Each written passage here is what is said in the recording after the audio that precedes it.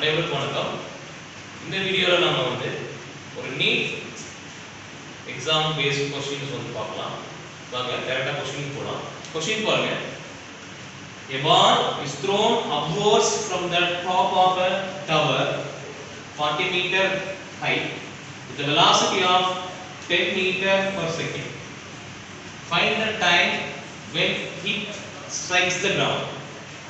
Question மறுபடி பாருங்க. A ball is thrown upwards from the top of a tower. ஒரு 40 metre height உள்ள tower மேல இருந்து ஒரு பால மேல் நோக்கி upwards throw பண்றோம். எவ்வளவு velocity ன்னு பாத்தீங்கன்னா 10 மீட்டர் per second. அப்போ அங்க வர்க் நம்ம என்ன பண்றோம்னா against the gravity பண்றோம். உயிர் விசைக்கு எதிரா. அப்போ அந்த velocity என்ன பண்ணிக்கணும்னா -10 எடுத்துக்கலாம். Inch velocity. ஏன்னா gravity க்கு against நம்ம throw பண்றோம். ஓகே. என்ன கேக்குறாங்க? find the time when it strikes the ground. Time calculate பண்ண சொல்றாங்க அந்த பால்.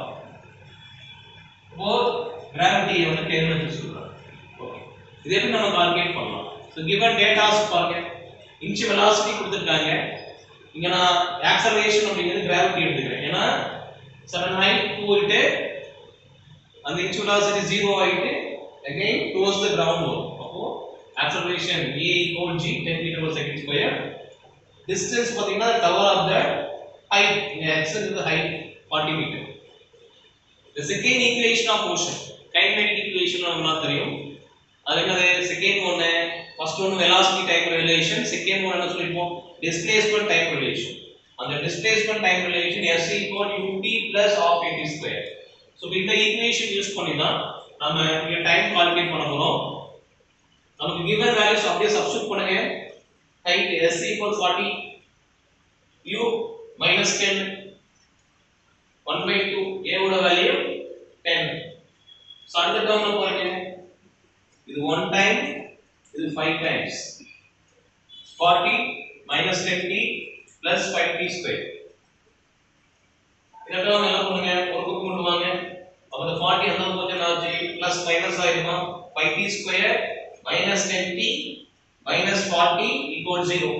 இந்த எல்லா டேர்மும் பாத்தீங்கன்னா 5 ஆல டிவைட் ஆகும். அப்ப டிவைட் பண்ணீங்கன்னா 1 டைம், 2 டைம், இங்க 8 டைம். அப்ப t square minus 2t minus 8 equal to 0.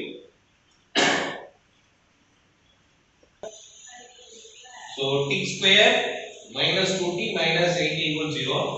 இத நம்ம ஃபேக்டரைஸ் பண்ணுவோம். ஃபேக்டரைஸ் பண்ணீங்கன்னா so minus 8 எந்த two numbers நம்ம எடுத்து மல்டிப்ளை பண்ணா நமக்கு வந்து -8 வரும். 2 into -4. பெரிய நம்பருக்கு மைனஸ் போட்டுறோம். then the factorize பண்ணினா t plus 2 t minus 2 equal 0. then t minus 2 plus 4. Time வந்து நெகட்டிவ்ல வராது.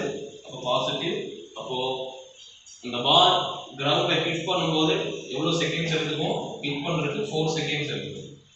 Thank you.